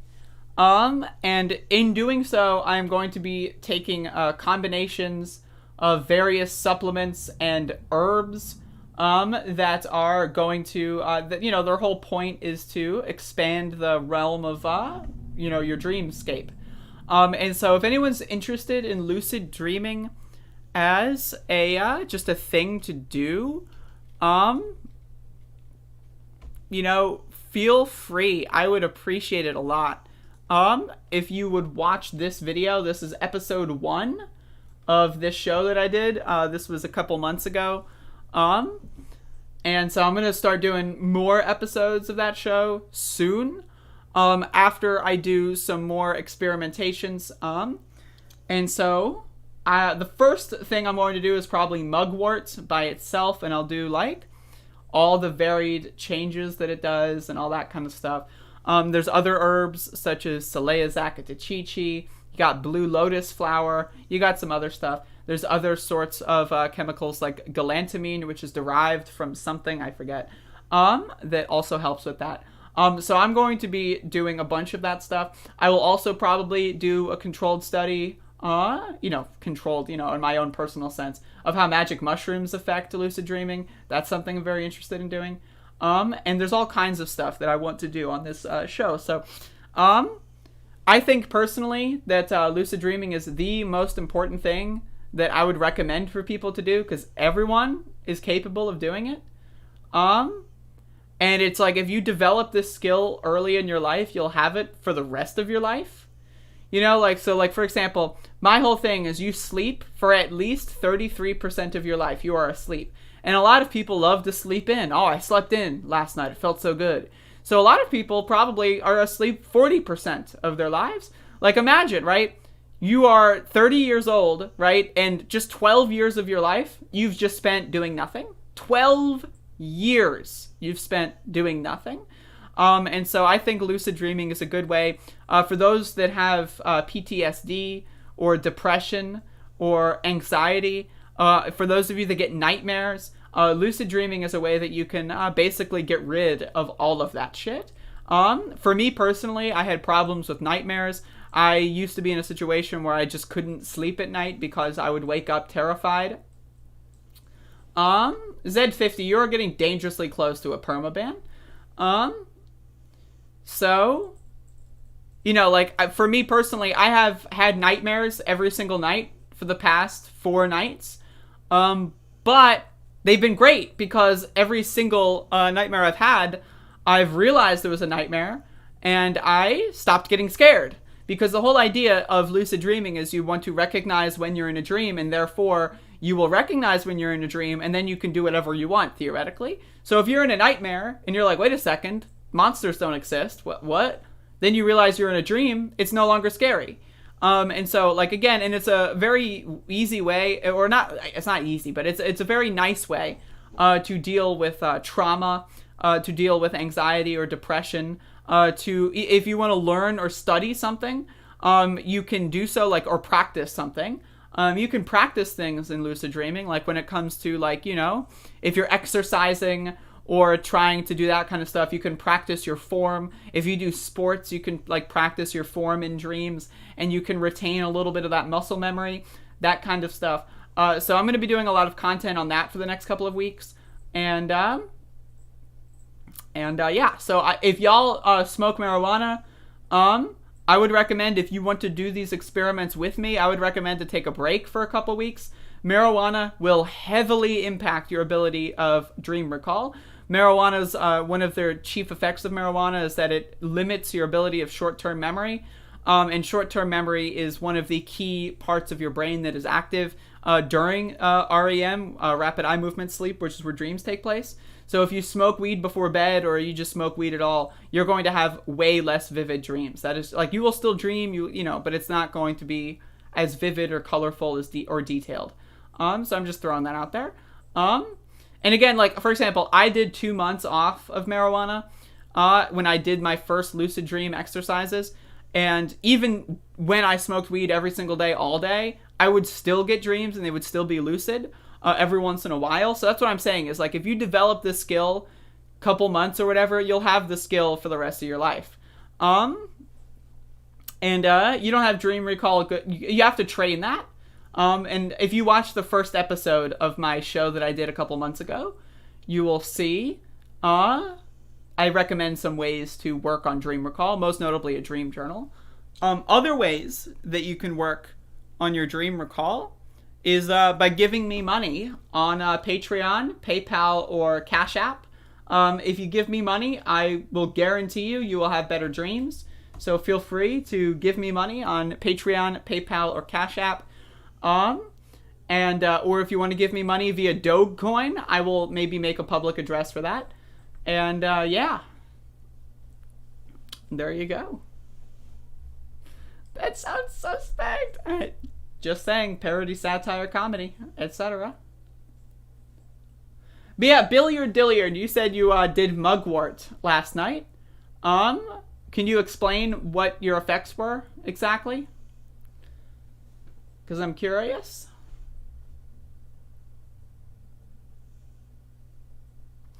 My brother said the advanced broke people are those that use Cash App. Cash App's actually really cool. Like, I just learned that it existed like a week ago, and it's actually really cool.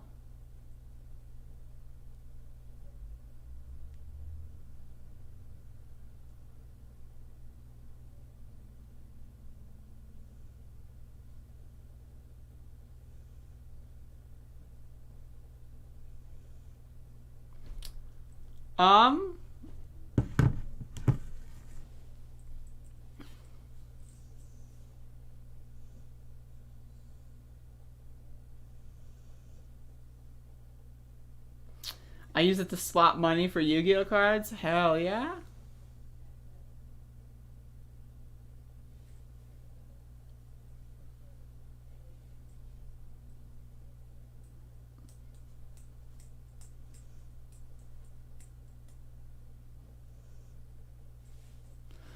It took about 30 minutes to kick in, but for about an hour, it was a lot of really interesting shapes and figures. I guess it was kind of like being high.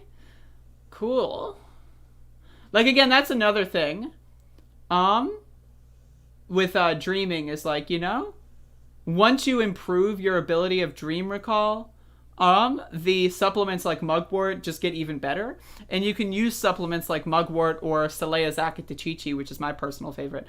You can use those to more quickly build your dream recall abilities. So, for example, if it would normally take you like 3 weeks or so of lucid dream practices to get dream recall up until a point where you could go lucid in a dream, let's say if you combine a right amount of supplements, that maybe it could be reduced to a week and a half, you know, that kind of stuff.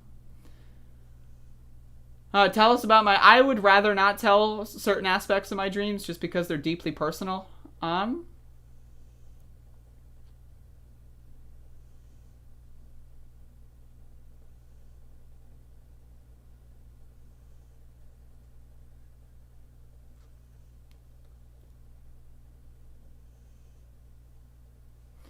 You can buy stocks in Bitcoin, but not penny stocks. The cool thing is you can beat the pattern day trading rule with Cash App. Interesting. Yeah, I mean, Sophia, if you are already experienced with lucid dreaming in any capacity, I guarantee you that if you try some of these supplements, that that power will be much more interesting. You know what I mean? I had a dream that you went on tour and you were talking about and did half my face in makeup, and I liked it, and that was scary. Well, that's a very unrealistic dream because I've never done makeup for anybody, not even myself, ever in my life. But thank you. I appreciate it. When people dream about me, that's great. Love it. That's my shit right there. That's my ideal scenario. Reminder, when this pandemic's over, I would love to go on a tour across the country. That'd be sick.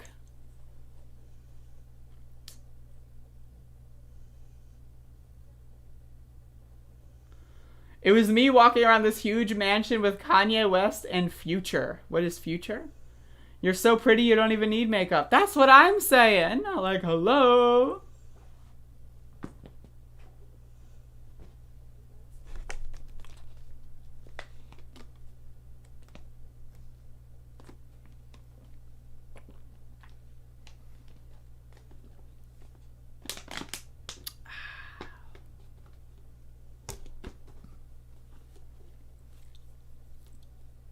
I just learned who Tom Brady was last night, 0PE. I am not up to snuff with this fucking shit.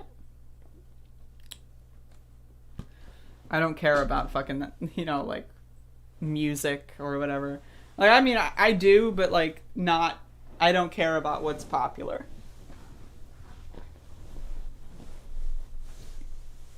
Future is a rapper and producer. Cool.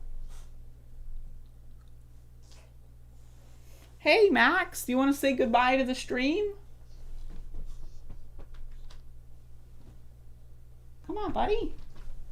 Look at this dog. Look at him. Max, hello. Say hello. Say hello to the stream.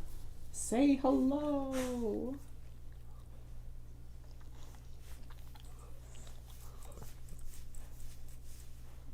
So as you can see, this is Max the dog. A wonderful specimen. You do not need to lick my phone screen. That is unnecessary. What are my thoughts on astral projection? I have not personally experienced that at this moment, but I would like to at some point.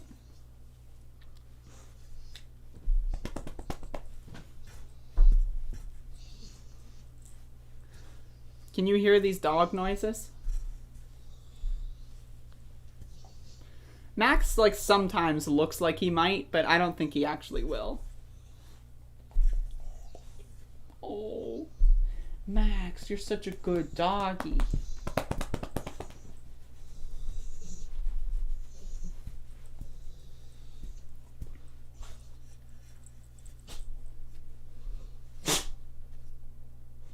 Did you just sneeze all over my PlayStation, Max? Did you have to do that?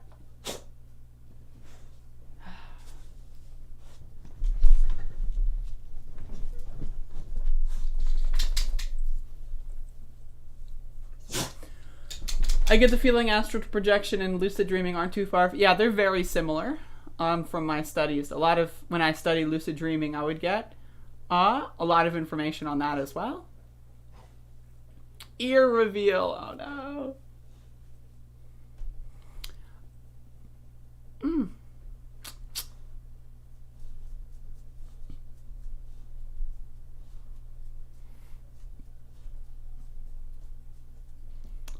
Max says hello and Andrea says goodbye. Wiki ears. Oh my god. Wiki fucking ears. Wiki.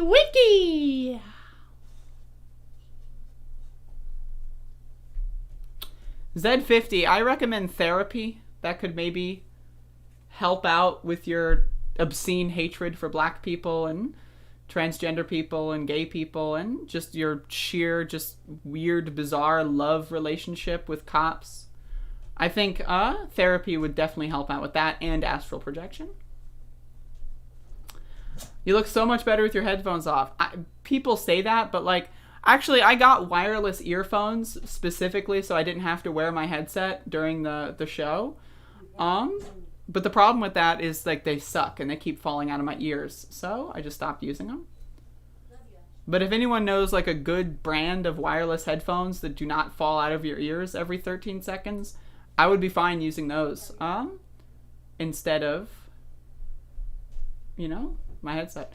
What's going to help my hatred of law enforcement? Locking up them into jail. I don't think you should be exempt from murder charges just because you're a police officer. I don't think you should be exempt from assault charges if you're a police officer. If a police officer assaults someone, they should be charged with assault. Plain and simple.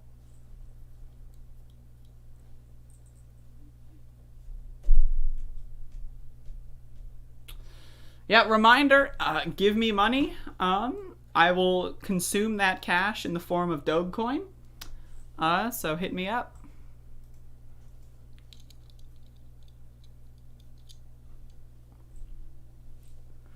People who are irritated at the Bernie meme and think it's shallow don't realize how effective it was in eliciting public adoration and even waking some people up. Absolutely.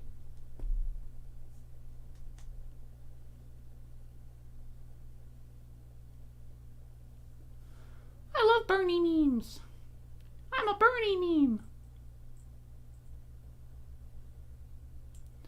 Bone conduction? What on God's green?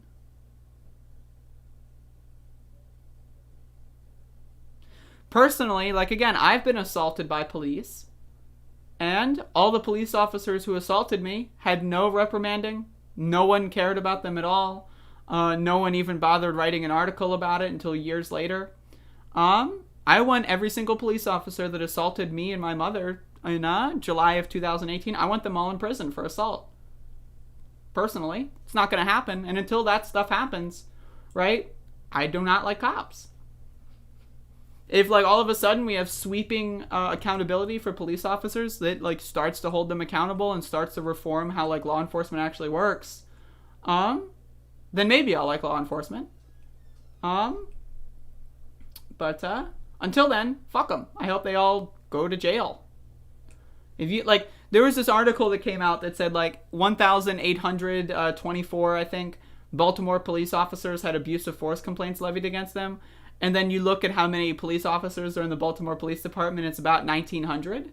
So that's like 97% of police officers in Baltimore have assaulted people, abused people, attacked people, sexually assaulted people, raped people, killed people, and are just still on the force.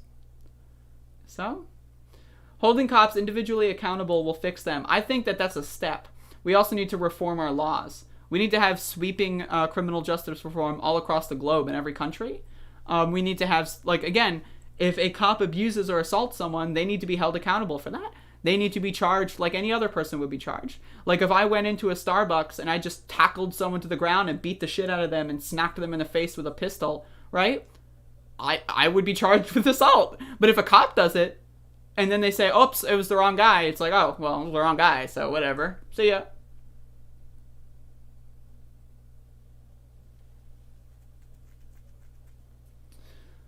Z50, again, you are a dumb motherfucker. This is like your last time. Like, I don't mind if you talk about, like, burning your Levi's in my chat room, but if you're going to sit here and tell me that cops have never abused their authority, you are a dumb motherfucker, and I think personally that you should go to some sort of mandatory therapy or something. Like, you are dumb as fuck, and it is no, like, it is not even remotely shocking to me that your kids hate you. Like, if you were my dad, I would never want to speak to you again. Like, if you were my uncle, I would never want to speak to you again. If you were my fucking great-grandfather, I would never want to speak to you again. You are a garbage fucking shit fuckhead.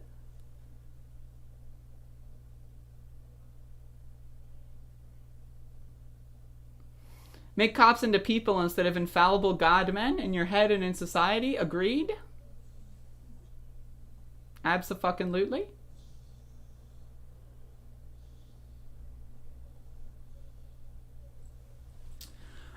But again, I think this show is just about over.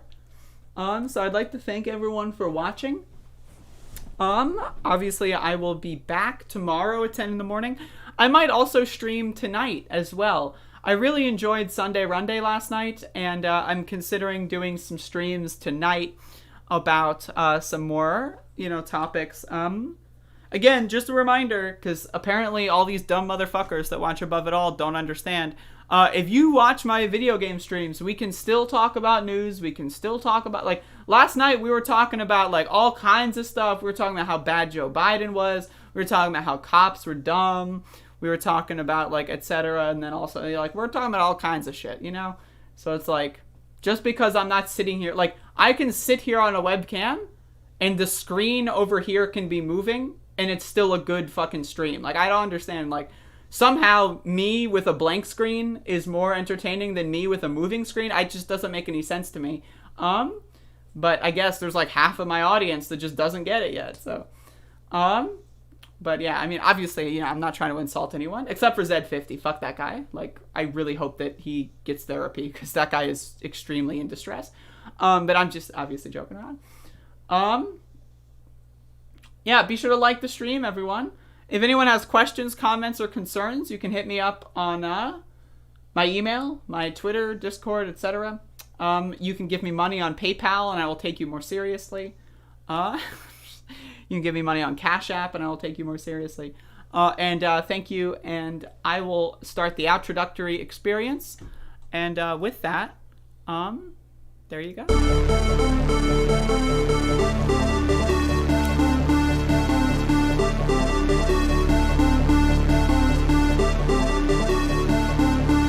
Everybody digging my chili, what I'm laying down? That is not true.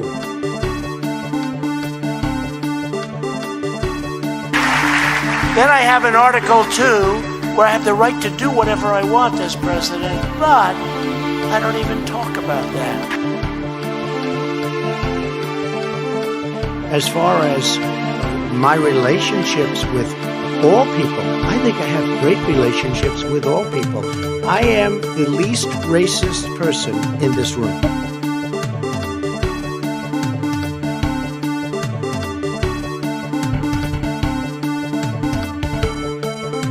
They're not accountable to anyone. I get 10 to 12 million views a month, and they won't come out and address my progressive audience. They won't come out and address Bree's audience, or Katie's audience, or Justin Jackson, or you.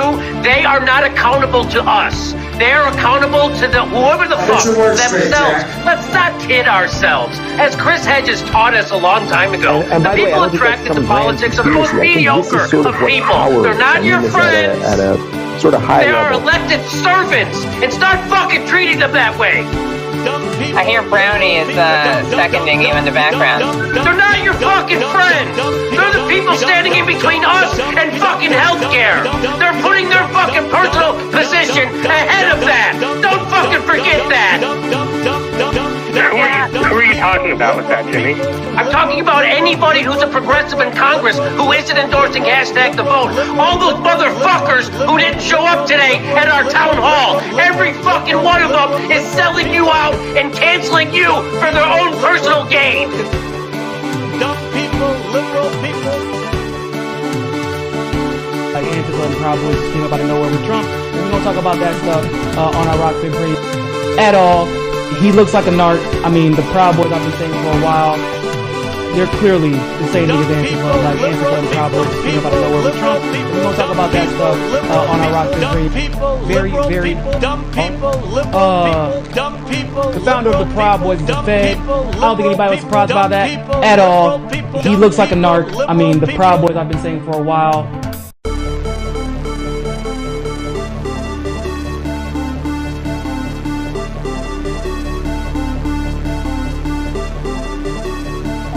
Honestly, is kind of confusing, I guess. That's something that I feel most people don't feel really bad for you. No one has really been able to explain. Dumb people, liberal people. No, seriously, hot sauce. I've been eating a lot of hot sauce, a lot of raw peppers and hot sauce. Look, talk about education. Look, talk about education. I propose that what we take is those very poor schools, the Title I schools, triple the amount of money we spend from 15 to 45 billion a year. Give every single teacher a raise, an equal raise, getting out the $60,000. Number two, make sure that we bring in to help the teachers deal with the problems that come from home. The problems that come from home. We have one school psychologist for every 1,500 kids in America today. It's crazy. Did you use the word smart? I'm married to a teacher. My deceased wife. So you said you went to Delaware State, but you forgot the name of your college. You didn't go to Delaware State. You graduated either the lowest or almost the lowest in your class. Don't ever use the word smart with me. Don't ever use that word. Because you know what? There's nothing smart about you, Joe. We have to make sure that every single child does in fact have 3, 4, and 5-year-olds go to school, not daycare, school. We bring social workers into homes of parents to help them deal with how to raise their children. It's not that they don't want to help. They don't know quite what to do. Play the radio. Make sure the television, make sure you have the record player on at night, the phone. Make sure the kids hear words. A kid coming from a very poor school, a very poor background, will hear 4 million words fewer spoken by the time they get there. There's so much I'm going to go like the rest of them do, twice over, okay? Everybody digging my chili, what I'm laying down, that is not true.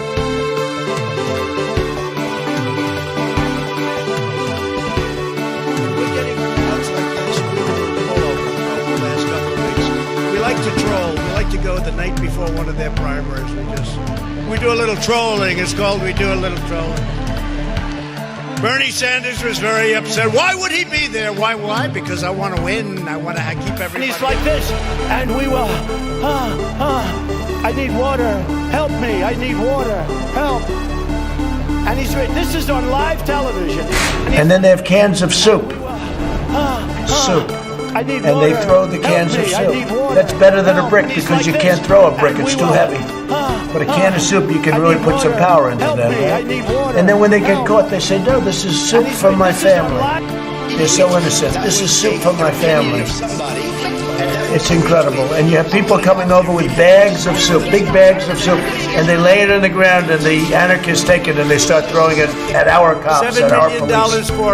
And if it hits you, that's worse than a brick, because it's got force. $25 million it's the perfect size. It's like made perfect. And when they get caught, they say, no, this is just soup from my family. In the Gulf of Mexico. And then the media says, this is just soup. These people are very, very innocent. They're innocent people.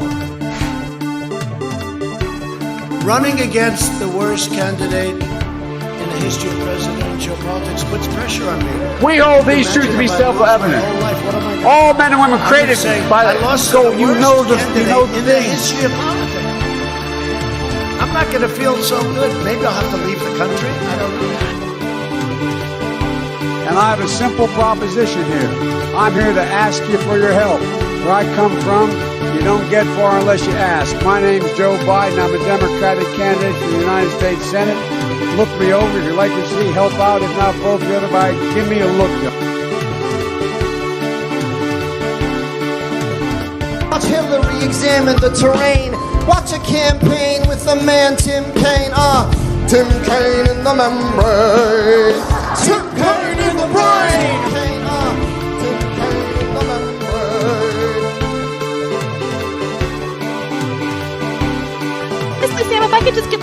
out. We can talk about Jimmy Dorf's go and kill 15 kids tomorrow, and I still believe in force the vote.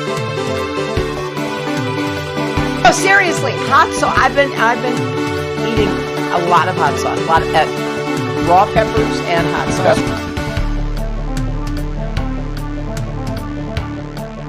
Bad deal. Should have never been thought of. But you have to go home now.